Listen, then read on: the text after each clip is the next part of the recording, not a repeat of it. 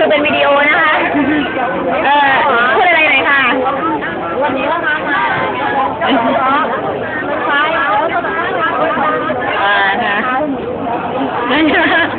ขอบคุณนะคะคุณหลิวเดี๋ยวไปลงเฟซกันซิมพูดหน่อยไม่ซิมพูดเลยได้ไหม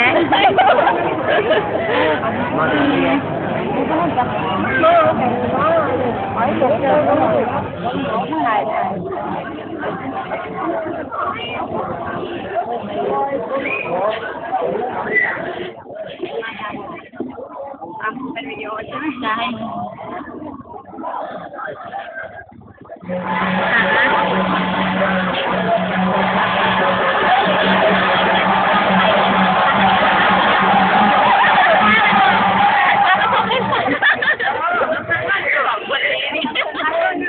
อะไรกันไปค่ะนี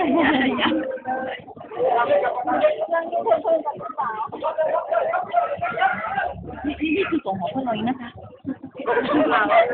เราบอกกันดีๆนะ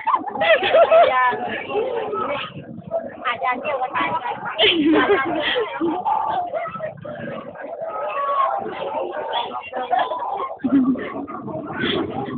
อาจารย์พวกเราเองค่ะภูมิใจค่ะ